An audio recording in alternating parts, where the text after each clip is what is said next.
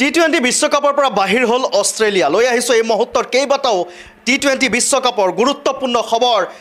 South Africa, England, Bharat আৰু আফগানিস্তান ইতিমধ্যে qualify কৰিছে।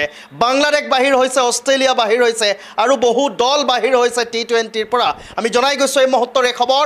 অষ্ট্ৰেলিয়া এইবাৰ বিশ্বকাপ টি20 বিশ্বকাপৰ পৰা বাহিৰ হৈছে আৰু 27 জুনত কোৱালিফাই প্ৰথমটো ছেমিফাইনেল খেলা হ'ব সাউথ আফ্ৰিকা আৰু আফগানিস্তান বনাম আফগানিস্তান আৰু ইয়াৰ সমান্তৰালভাৱে ভাৰত বনাম ইংলেণ্ডৰ মাজত অনুষ্ঠিত হ'ব সেই দুখনকৈ ছেমিফাইনেল। আমি পুনৰবাৰ জনাইছোঁ এইবাৰ টি20 বিশ্বকাপৰ পৰা বাহিৰ হৈছে অষ্ট্ৰেলিয়া। তাৰ সমান্তৰালভাৱে প্ৰথমবাৰৰ বাবে টি20 বিশ্বকাপত ছেমিফাইনেলত অন্তৰ্ভুক্ত হৈছে আফগানিস্তান আৰু সমান্তৰালভাৱে বাহিৰ হৈছে বাংলাদেশ। অষ্ট্ৰেলিয়াকে আদি কৰি বহুকেইটা দল ইতিমধ্যে টি20 বিশ্বকাপৰ পৰা বাহিৰ হৈছে। সমান্তৰালভাৱে জনাব লাগিব ৰাজ্যবাসীৰ বাবে আছে এটা ভাল খবৰ। ৰিয়ান পৰাগে ইতিমধ্যে দেখিবলৈ পোৱা গৈছে ভাৰতীয় ক্ৰিকেট দলত সুযোগ লাভ কৰিছে। জিম্বাবুৰ লগত টি20ৰ 5খনকৈ খেল তেওঁ খেলিব। ৰিয়ান পৰাগৰ বাবে আপোনালোকে কেইটামান কমেণ্ট কৰক। ৰিয়ান পৰাগ ইতিমধ্যে দেখিবলৈ পোৱা গৈছে বিগত দুদিন ধৰি যথেষ্ট চৰ্চা লাভ কৰিছে ৰিয়ান পৰাগ আৰু সমগ্ৰ অসমবাসীৰ যি সপোন, সমগ্ৰ অসমবাসীৰ যি হেঁপাহ যে ৰিয়ান পৰাগে ভাৰতীয় দলটোত খেলিব লাগে।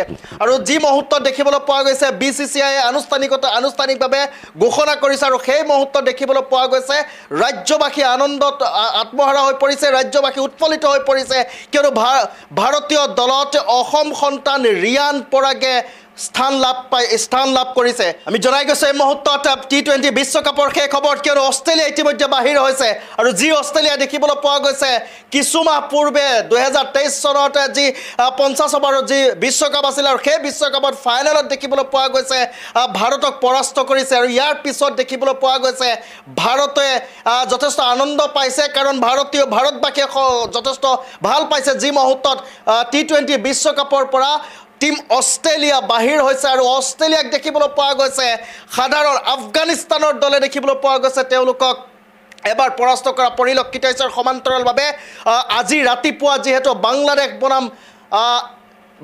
বনাম আফগানিস্তানৰ মাজত যিখন খেল আছিল আৰু এই খেলখনত যি মুহূৰ্তত আফগানিস্তান জয়লাভ কৰিছে আৰু সেই পোনে দেখিবলৈ পোৱা গৈছে আজিৰ জয়লাভৰ পিছতে অষ্ট্ৰেলিয়া বাহিৰ হৈছে টি20 বিশ্বকাপৰ পৰা।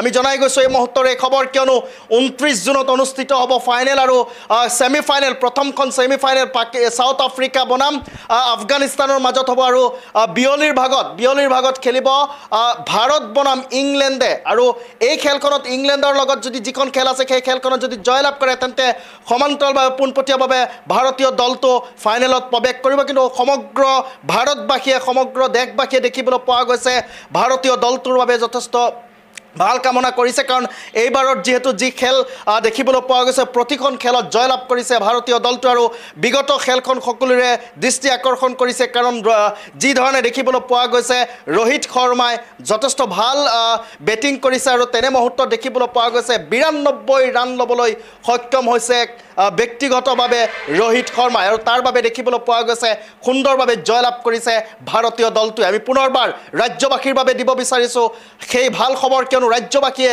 অতি আগ্ৰহেৰে বাট চাই থকা ৰিয়ান পৰাগ অৱশেষত দেখিবলৈ পোৱা গৈছে ভাৰতীয় দলত স্থান লাভ কৰিছে ৰিয়ান পৰাগে।